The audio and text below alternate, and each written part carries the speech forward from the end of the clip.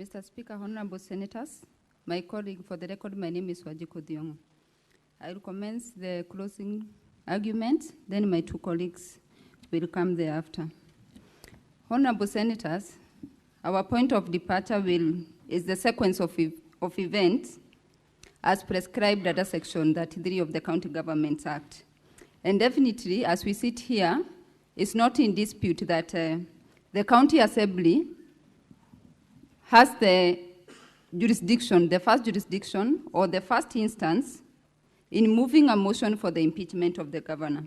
However, Mr. Speaker, in doing so, they must do so within the confines of the law and the edicts of the Constitution. They must adhere, in the very least, to Article 10, the principles and values of governance, and must do so within the provisions of Article 181. Therefore, before this House can admit this motion, it must then be satisfied, as we raised in our preliminary objection, that the threshold of the two-thirds majority of the Assembly was met. But in determining this question, serious issues have been raised on what transpired in the Assembly on that day, Mr. Speaker. Several clips, videos have been played in this House on what transpired. And what can be seen is that for the first time, the Kericho County Assembly introduced electronic voting system. The MCAs had never been trained about this system. It has not been controverted by our colleagues from the side of the Assembly. It's also in addition that it is on the floor of that motion that the Speaker of the Assembly informed the MCAs that now the electronic voting system had been deployed. From the ICT officer of the Assembly, Mr. Alfred Kimtai, Mr. Speaker, when that question was put to him, he admitted that the system was deployed 2 days before. The MCAs had not been given an opportunity to interact with the system, create their own passwords, so that the vote which they are going to cast is going to be linked to a particular MCA. This goes to the verifiability of that particular vote. It is not about the numbers at this point. It's about the process within which that election was undertaken. Because an election is not just an event, it's a process, Mr. Speaker.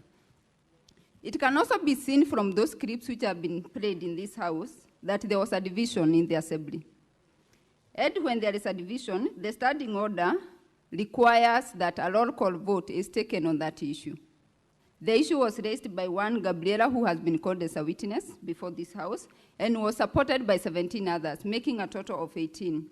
And it is at that point, the standing order number 79, honorable senators, that required the Speaker to direct a roll call vote to be undertaken on that issue, Mr. Speaker. However, the Speaker of the Assembly instead went on to declare that the voting was going to proceed electronically.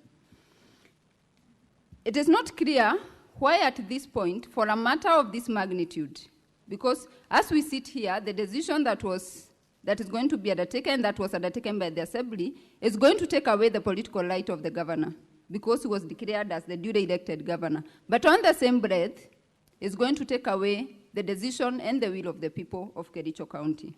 So that a matter of this magnitude, it has not been explained by the Assembly why was the rush to use the system, which was being piloted for the first time, to vote on this motion, Mr. Speaker. And looking at that system and the various questions which have been raised by the honorable senators, it's clear that the system had serious doubts. There were serious issues of manipulation, and the three ICT experts, as they came here, they could not clarify or clear the doubts which were raised by the senators. There was issues which were raised about the geographical location of the particular votes. And as we stand here, every vote could not have been linked to the geographical location. And the answer is one. The configuration or the manner in which the system has been set does not secure the votes. Mr. Speaker, it is also admitted, it's not disputed, that on the material day, I have heard the counsel for the governor indicate that the username is like the email address, and the password was unique But in this case, it was an ID number. How many times do we sign with our ID numbers when called upon?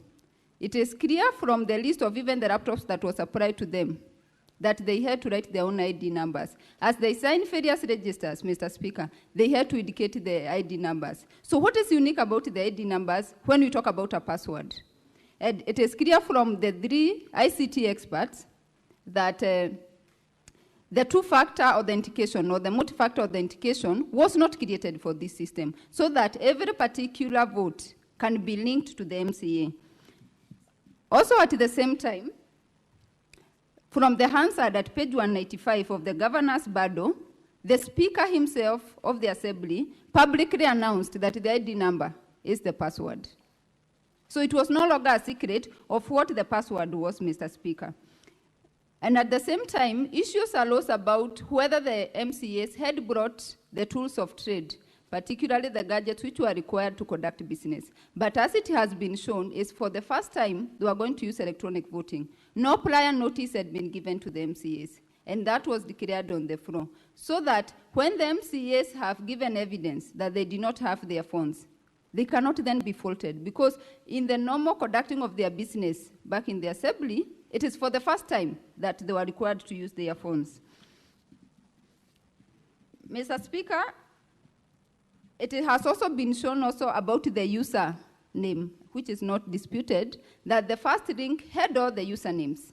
And every MCA had access to the link and could then access the username or the IPPD address for the MCAs.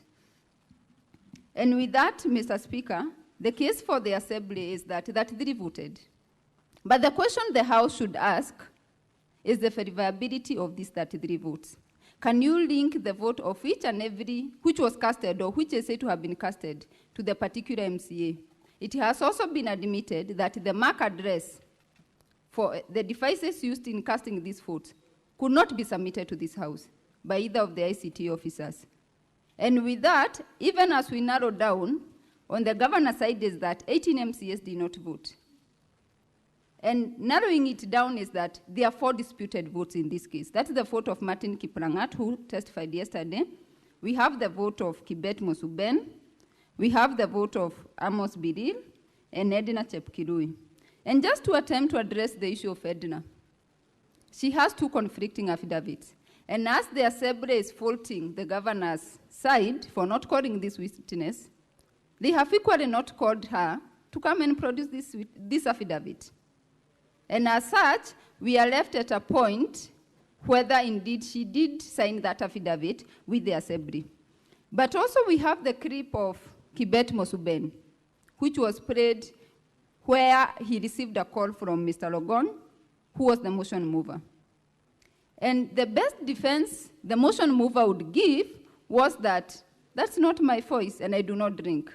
But he has not given controverting or evidence to controvert that evidence. He has not given his call logs to say, on this particular date, I did not call Honorable Kibet. He has not controverted that clip apart from just denying, which is so easy to say, that's not my voice as it is, even when clip has been played. And so that, Mr. Speaker, as I wind up, from the system, with all these doubts being created, the ICT officer from the Assembly could not supply the system security certificate for this system, could not supply the penetration certificate for this system. He also admitted there was no personalized password which was created for every MCA. And what was available as the password was the ID which was available to other third parties. So that the question then the Honorable Senator should ask, how secure was the system? And how verifiable is the vote which was cast? Honorable Senators, as you look at the affidavit of Mr. Alfred Kimutai, the ICT officer, at paragraph 23, 30, 31, and 32, it is his admission that the system designed is very simple, accurate, verifiable, secure, and user-friendly. However, with the doubts which have been created about the system, has it met those standards? But also in the same breath, even after this House, let me use it on a right note, ordered for the server to be opened, and the ICT experts had to testify, it has created more doubts than answers to these honorable senators about the verification of the votes and the security of that system. And it's not even in any way comforting.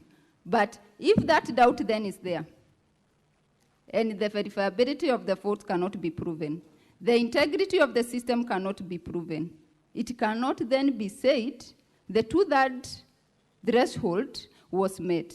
And it is thus our submission, Mr. Speaker, that the jurisdiction of this House has then been prematurely been invoked in this case. And the charges and the motion by the Assembly should not be admitted. Thank you. We can have my senior pick it up from there.